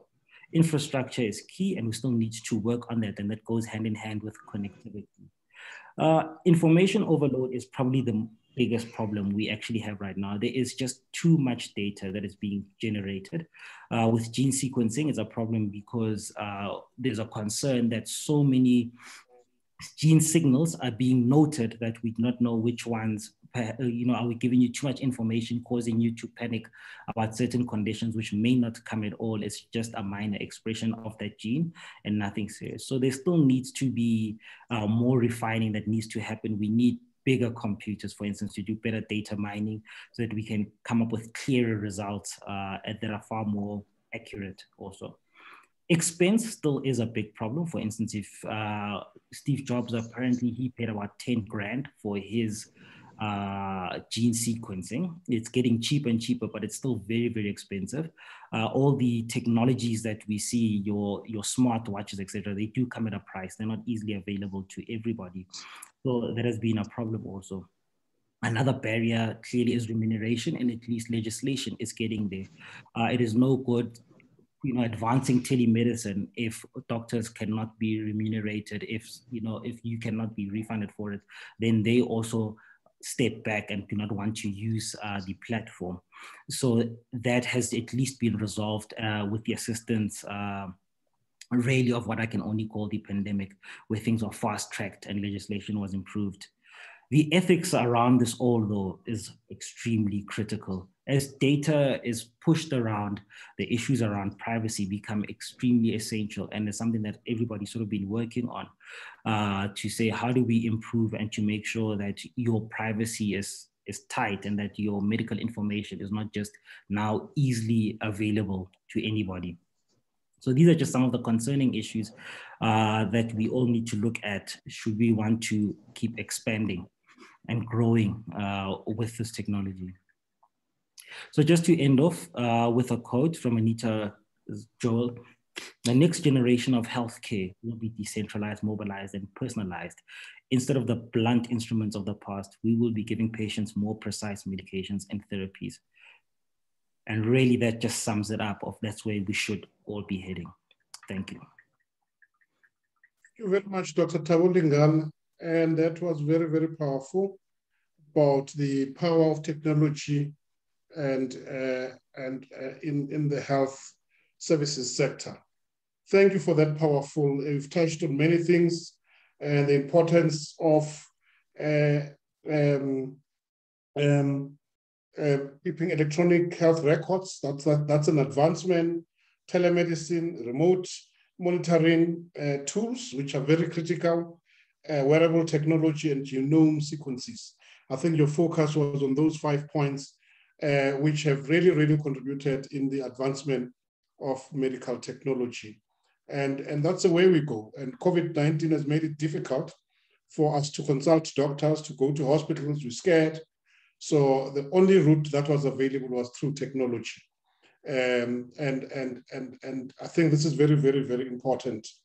And the importance of centralizing the health records, it's very important. You move from this doctor to another.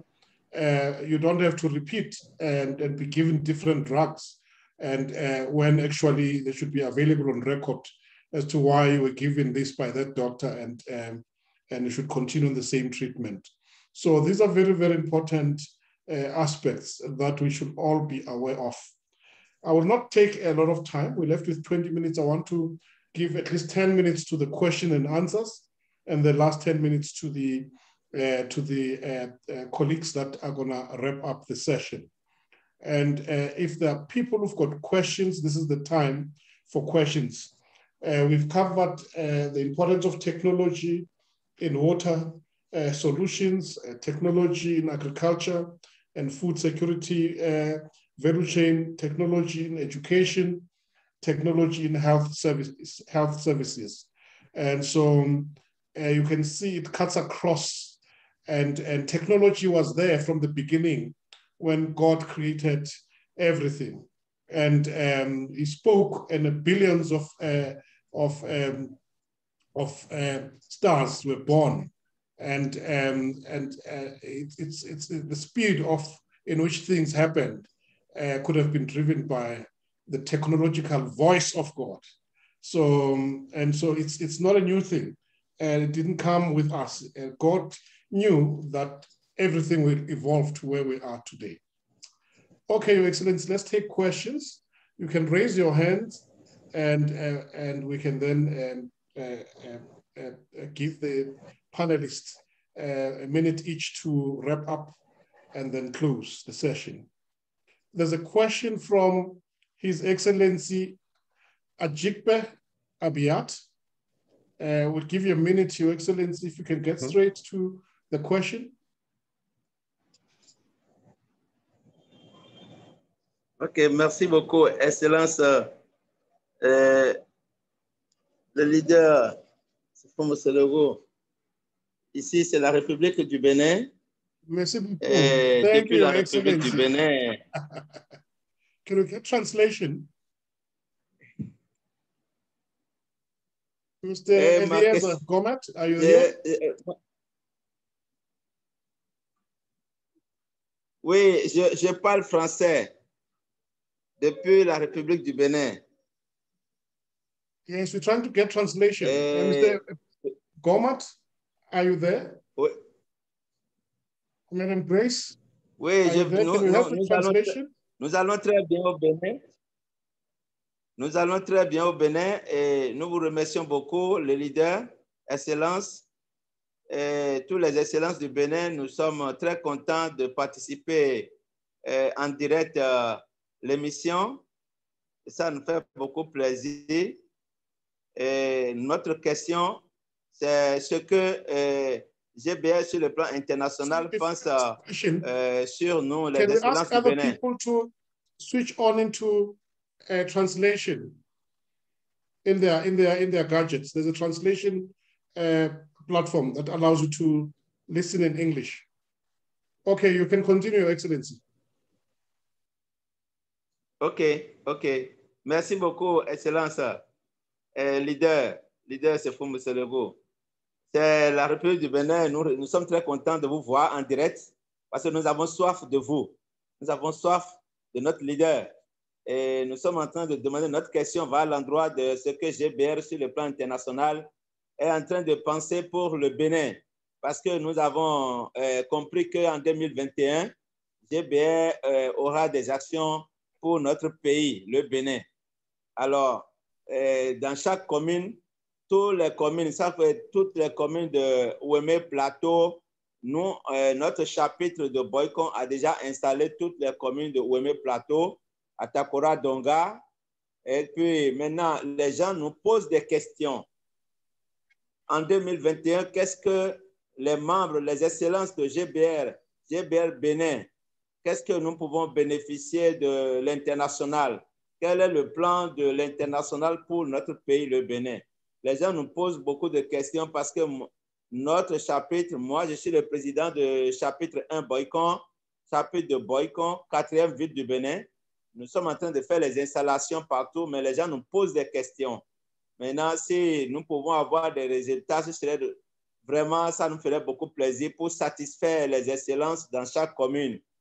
Merci beaucoup, Excellence. Your Excellency. We will have a session in the next. We will have a session in the next week or two, where we will present our plans for GBR for the next 10 years for this decade. The first 10 years was about the foundation years. The next 10 years is about taking the structure out of the ground into what God promised it would be. So, and we've started this year. We appointed global executive directors for GBR and for GFFG. They are operational, working. They are international people who've worked in international organizations. We've used international headhunters. So they are busy working full-time with us. So the next phase is for these executive directors working with the global office to identify 30, we've mapped the world into 30 regions. And for 30, we'll have 30 regional directors for GBR and 30 regional directors for GFFG. And the first 30 will be in place before the end of this year, by November this year, when we go to the GBR GFFG strategy session in Alpine Heath. So we'll have the 30 regional directors, 15 for GBR, 15 for GFFG. The next 30 will come before the end of November next year, 2021. The mandate of regional directors, working with the global executive directors, which are already in place, will be to identify full-time national directors. We're going to have full-time teams that are going to be running offices in each of the country and servicing members, setting up a proper infrastructure. So we started with the global executive directors. We are recruiting regional directors. All of them must be in place by end of June. And then we will have the strategy session with all of them, together with the global office staff, which we are also busy in employing. And there's been major configuration in our global offices. And then the global office staff is going to work on the programs, on the projects, on the impact that has to be done in each of the countries. So we will arrange a session where the two global executive directors will present all the plans to our members. And there's a lot of work that has been done. So in the next 3 to 5 years, we would have covered all the globe. So the regional directors will be in place. We will be in all the regions of the world by end of this year. And next year, we add another 15. But the 30 regional directors will have a mandate to launch physically, set up office infrastructure in between 3 and 5 countries per year in their region. So you can count the numbers. And the target is 5 countries per year, and that will give you 150 countries. And they have to identify full-time national directors who will then assemble their national teams to provide the projects and the program on the ground to service members. So it's all in the plan, Your Excellency, and it's the decade of open heaven. It's a year of open heaven, and things are happening at a high speed. So we will have an update session for all our members at the right time. And in the next 2-3 weeks, we will have a session that will deal directly with that. The two executive directors, global executive directors, will present that to you. Thank you very much. We're going to go to Botswana and take a question from Her Excellency Priscilla Kauye. Thank you, Your Excellency. The question is to Excellency Jacqueline from Tanzania. You emphasized on the value addition in Africa. What is your experience in Tanzania in terms of whether or not Africa a capacity to actually have the infrastructure that is needed, especially because Africa has a history of over-dependence on the West. And most times when the West want to finance an African country, they would want to, for example, there is no sovereign guarantee. How can, as an African nation, or maybe as Tanzania, how have you managed probably to attract finance to help the country in the value addition? Because you specifically mentioned that you are helping your farmers to be involved in value addition. Thank you. Thank you, Excellency. Can we take all the questions and then we'll allow the panelists to answer? Is there any other question to any of the panelists? We'll allow all the panelists to answer and then wrap up. Give them a minute each to just wrap up. Let's take all the questions. Your Excellency Donovan, is it Donovan or Rebecca Landsberg?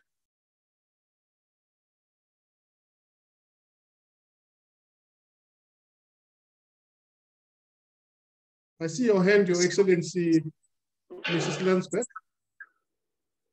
Thank you, Excellency. Can you all hear me? Yes, we can hear you. Yes, thank you so much for such an informative, presentation. And for me, my interest and questions actually is wrapped around the telemedicine, the telehealth, and which for me, I'm very much interested to know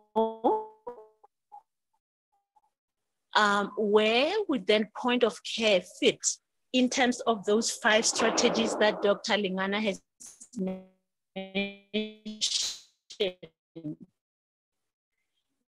The point of care, point of all under those 5 strategies. Thank you much, Prof. Very much, Your Excellency. Can we take another question? I'm sure Dr. Lengana heard that. There was a hand from Ms. Notandi Magodla. Are you still there, Your Excellency? Or has your question been answered? Any other question? Okay, we're gonna allow the Dr. JacquelineMkindi to respond, and immediately after him, Dr. Lengana. They are gonna respond and wrap up, and then we'll allow other speakers to do the same thing to wrap up in a minute. Sorry, Prof, I wanted to ask them, but I'm fine, thank you. Okay, thank you if you are covered, Your Excellency. Yes. Notandi. Thank you very much. Can we hear Dr. Mkindi and Dr. Lengana? Yes, thank you very much, Your Excellency. And I thank Her Excellency for asking me that question on value addition. As mentioned, it is very critical that value addition becomes at the center of the agricultural transformation in Africa. Why? Because if we continue trading, as I mentioned in my presentation, if we in Africa will continue to trade to make commodity trading, we will actually continue to be in the vicious cycle of poverty. So the only way to actually emancipate our farmers from that vicious cycle of poverty is really to capacity build them and expose them to the right technology and mechanisms of adding value to the commodities. And in so doing, we will stop exporting labor and raw material, but exporting finished product. And this is how we're gonna generate wealth. So how is it that what is it that we are doing in Tanzania to actually address that?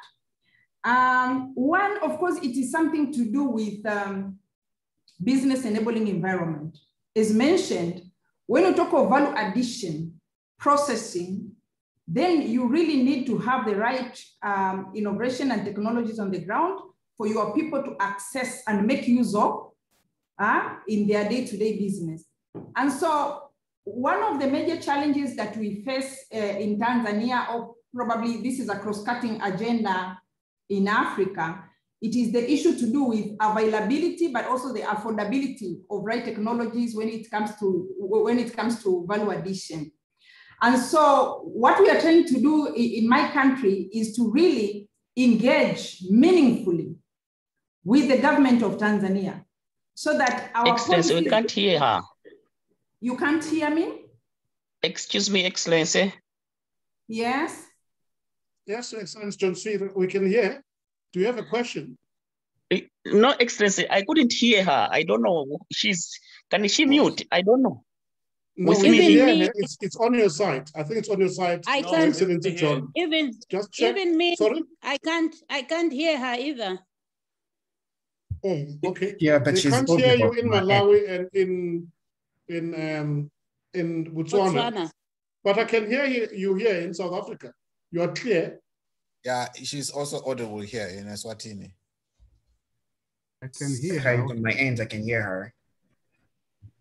So many of us can hear you. In other countries, there are countries that, so where could be the problem? So Your Excellency Sipho, can you hear me? Yes, I can hear you clearly. I'm following you very well. Yeah, right. So what should I do then? Should I proceed? So now, if it's interpretation, just go to the interpretation section and switch. Go and switch. If you had switched when we had a panelist, a question from Benin, which was in French, and we switched to English, go and switch back to your normal language, Excellencies. Maybe that's where the problem is. I also can't hear Your Excellency in SA. Then what must you do? And we're left with 4 minutes. I'm able to hear everyone. Yeah, I can also hear everyone. It appears in other areas people are able to hear. So maybe the problem is on the end of those that are not able to hear, because when they complain, we're able to hear them. Yeah, we can hear them when they complain. That's when they raise their points. Just wrap up, Your Excellency. Apologies for that, so that we can hear. Maybe the next panelist when is answering, we can all hear. Wrap up, Your Excellency. Yeah, so I was saying, I think that the very first important issue that we as Africans should address to allow for availability, but also accessibility and affordability of such technologies is one, we really have to engage as partners to ensure that we have the right policies and regulatory frameworks that would facilitate the use of such kind of technologies. But two, what we do, of course, is resource mobilization so that we can make available such technologies to our farmers. I cited an example of us establishing, facilities for use by our actors on the ground. So it requires really strategic engagement at different levels to ensure that, you are mobilizing resources, whether from the private sector or mobilizing resources from the government, so that such facilities are also established to allow for value addition processes. Last but not least is, of course, is the general approach that we use in agriculture. Agriculture generally should be taken and implemented as business concept. We should really train our people to become like serious entrepreneurs across the value chains rather than just recipients of services and probably handouts.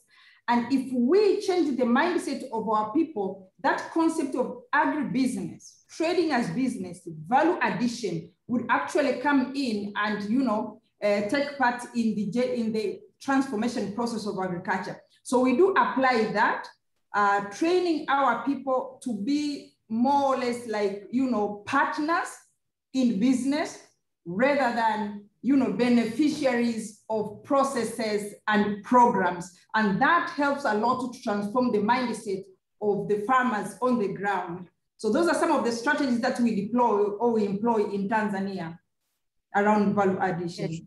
Thank you very much. Partnership is the way to go, where everybody takes responsibility and accountability to benefit. Just to explain to excellencies who couldn't hear, I hope you can hear me. This session is recorded. It will be available on GBR website at www.globalbusinessroundtable.com and also on our YouTube channel. So if there's something you didn't hear properly, and there are other people who wanted to benefit from this session, they can follow up this session. It's always, all our sessions are recorded and available for access later on by members who may not have been able to attend, and by those who want to follow up on some of the things that they may have missed. We now go to Dr. Lengana. Thank you for that question with regards to point of care. And where do point of care devices fit into the whole picture? And that's really just, it fits in with the whole strategy behind telemedicine. As you know, point of care devices are there to, you know, to give accurate laboratory test results right at the patient side. And thus will fit in lovely with telemedicine strategy, where a patient can be at home or in a remote clinic, is able to get a laboratory testing of high quality from these point of care devices. And thus that information can be fed to a referring doctor or a treating doctor who may be in a different site. So that's where we see these devices really playing a very important role, and we need to increase access to our patients and availability of these devices. I hope that answers the question. Thank you very much, Dr. Lengana. I hope you were answered, Madam Landsberg. Can we hear the final words from Prof. Kamchacha, as well as from the GEM team, if they are still here? Thank you so much. Just to highlight a few areas. As we said, technology has really enhanced life through education. Talking about research, technology has helped to make research made easy, but also access to information in terms of the books, the library I talked about. Previously, you have a library that has got only probably 10 books, essential books, and then you have got 1,000 students. To access that, those books were supposed to be on loan, but because of technology, all those students can be able to access those books because of the technology. So the library in the pocket, as the Excellency Sipho you had put it, but also it has increased access to education without limitation due to physical infrastructure because of these online and ODL facilities. And in developing countries like Malawi, that has helped to avail those students that would not have an opportunity to go to the university because of the physical limitation, physical infrastructure limitation. So technology has really contributed significantly in as far as the education is concerned. But also, I was just looking at when you are to process examination for 1,000 students, 4,000 students, preparation of transcripts and releasing of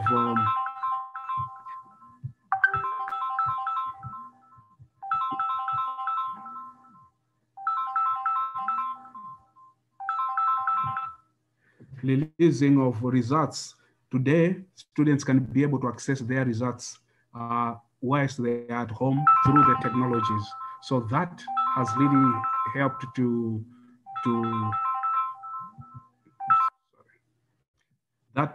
technology has really helped to make things much easier in terms of education and everything else. So it has been a critical aspect. We need to embrace technology. Thank you. Thank you very much, Your Excellency, Prof. David, for that powerful information on technology and education and the innovations that have enabled students to access knowledge efficiently, quickly, and results and research and teaching and learning. Thank you very, very much. I don't know if we still have our GEM team. Excellency Perry and Ronette, do you have concluding remarks? Hello, yes. Yeah, we're still here. Thank you. Thanks. We'd just like to thank you all for allowing us to participate in the session today. Our presentation has been done, and I'm sure there are some questions that people might like to ask. So please feel free to send us an email at ronette@jwservices.co.za, or just Google us, Jam Water Services, and you'll find us there. And we'll answer any questions that anybody may have. And as soon as we get those emails, we'll reply straight away and try and help solve some of the questions that might be out there. But just thanks very much for the opportunity, and thank you, and please just send those mails. Thank you very much, Your Excellency Perry and Ronette, for the excellent presentation. As I indicated, we will definitely work with GEM Water Services for the Global Fund for Jesus, as we want to take water, clean water, to many rural areas and villages across Africa. So when the timing is right, we'll definitely ring you. We've got all the details.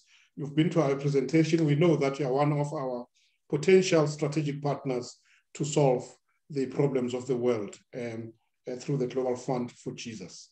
Thank you very much, Your Excellencies, for participating in this program. And we heard from Berry and Ronette. We heard from Excellency JacquelineMkindi from Tanzania. We heard from Professor David Kamchacha from Malawi. And we heard from Dr. Thabo Lengana from the Republic of South Africa. It was really, really powerhouse. Excellent experts, people knowledgeable in their field.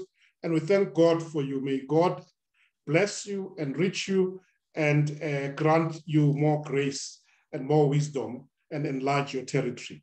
We hope to see you again in the GBR platform, and when the time allows.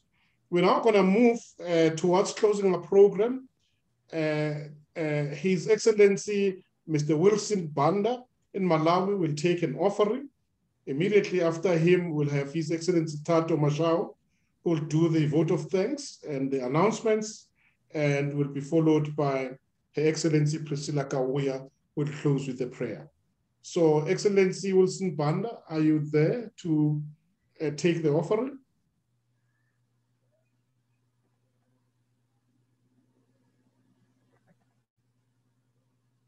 We've lost Excellency Wilson Banda.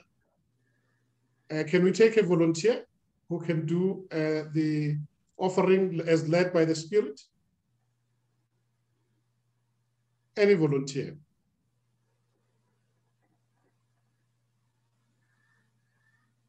Excellency Evangelist Kalachuks, are you able to take the offering?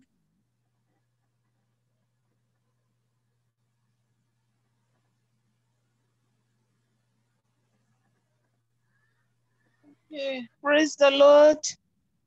Good afternoon, Your Excellency. Yeah. We can hear you, Your Excellency, from Nigeria. Okay. We hear you clearly. Okay, so we have seen a screen and the place we should be able to send offering. As it is written in the Bible, give will be given unto you. Good measure, press together, shaking down, shall then give unto your bosom, because you have given. And whatsoever we sow in the vineyard, the Lord will cause to come back to us in multiples. And may the Lord touch your heart to partner with GFFG according to the will of God. We partner with God. God partners with us as you become shareholder with the business of the Lord, with his work.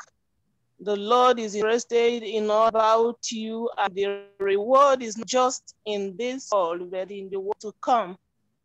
Let us pray. Father God, thank you for this hour, the opportunity to sow in your vineyard, Lord, out of bounties which you have blessed us with. Father, we thank you because you alone can bless us. You alone can give us the desires of our hearts, O Lord. Whatsoever we are pursuing life, without you, we are nothing. We pray, Father, that you touch the heart of your people to give sacrificially. I pray that as they give unto God, that you will bless them abundantly in all their businesses and investments, their hopes and aspirations will be blessed. Their families and posterities will be blessed in the name of Jesus. Father, I think because you have called your people to dominate over the world, and as your people will reign, we are going to dominate, and whatever we do, you're going to showcase yourself on our behalf because we are called by your name. We thank Father for answered prayers. We give you the praise. In Jesus' mighty name we pray. Amen. Thank you, Excellency Carl Chuk from Nigeria. Thank you for that prayer. You just mentioned something powerful, that you know, when you give and donate to the Global Fund for Jesus, you partner with the Lord. And my business took a wise decision early on to partner with the Lord. We first gave shares in our company. At the time, we gave 10% to the Global Fund for Jesus, and subsequent to that, we funded the programs of GBR and GFFJ in the past decade, and funded the staff, funded expansion. And each time we gave, we expanded. In whatever we gave, he multiplied. And it was clear partnership ahead. And whatever we give to GFFJ is used for the poor, is to do that which Jesus would do. And all the donations and the offering given to the Global Fund for Jesus are distributed annually to various non-governmental organizations, NGOs across Africa, and also distributed through food hampers, school hampers, clothing hampers, to indigent communities in various places. So when you give, you're taking care of Jesus' business. So we really, really appreciate, would like to work together in supporting the needy out there. Thank you very much for that prayer. Can we get the announcements now and the vote of thanks from Mr. Tato Mashao? Thank you very much, Prof. The announcements are as follows. The next GBR International session will be held on the 8th of May on Zoom platform. The next GBR planning meeting will be held on the 29th of May on Zoom platform, and the link will be sent and communicated in due course. Be advised that you can watch all our previous GBR International online sessions, as well as the 11th annual prayer camp session on our GBR website, www.globalbusinessroundtable.com, and also on YouTube. We kindly request all members to propose topics and panelists for our GBR International sessions. You can communicate and forward your topics to Mr. Tabang Kosi at tabang@globalbusinessroundtable.com. The Global Business Roundtable is proud to introduce the Gbr Mobile App for conferences, meetings, online sessions, events, registrations, live feedback, with real-time polling and Q&A. The app was created for attendees to easily navigate, communicate, and engage on all our events everywhere and anytime. You are all encouraged to download the app for your convenience. Please note that GBR Worship CD's activities are available on iTunes, Google Play, Amazon, and many more digital music stores. Catch a new thing on RTN, which is a free-to-air channel, as well as TVN and TBN Mzansi. We are invited to register in the Global Business Roundtable Network by accessing the GBR website, www.globalbusinessroundtable.com. GBR and GFFJ leadership requests all GBR members and GFFJ ambassadors to set aside every Wednesday from 6 to 6 as a day of prayer and fasting. The prayer will take the GBR and GFFJ mandate to another level. A list of prayer items is available on our website, www.globalbusinessroundtable.com. I would like to also take the opportunity to give gratitude to all our participants today. We were honored to have you today. First and foremost, I'd like to thank Prof. Sipho, our convener, for the great job in taking us through the program today and facilitating the program.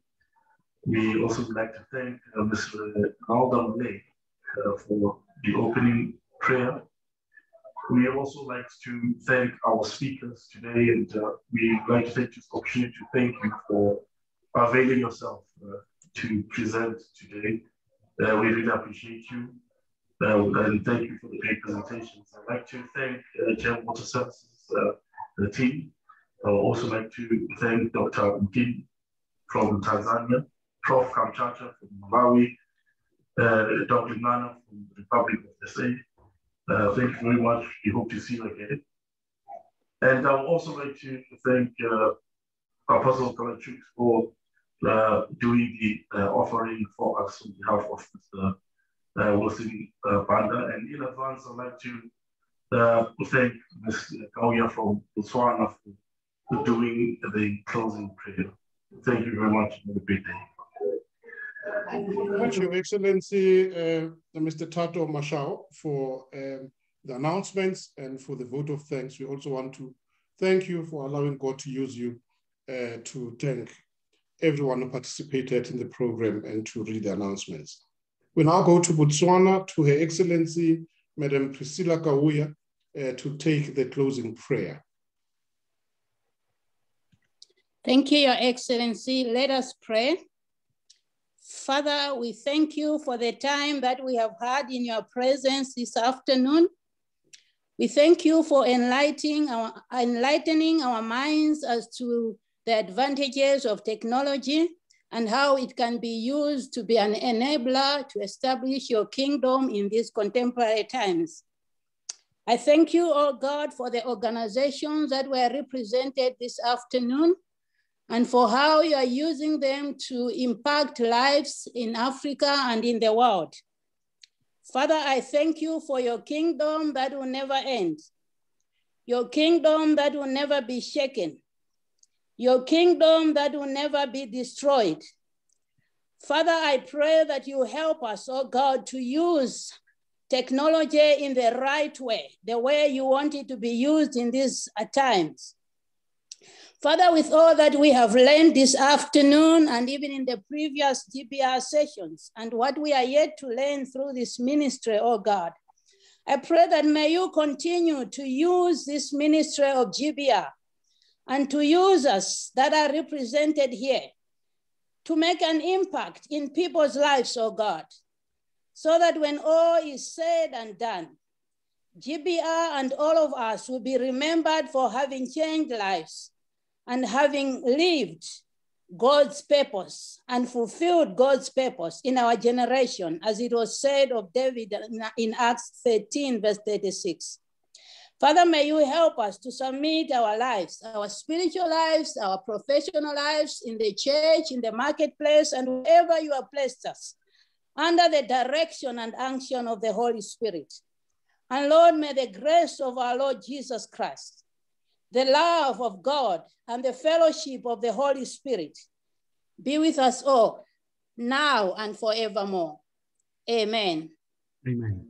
Amen. Thank you very much, Your Excellency Priscilla,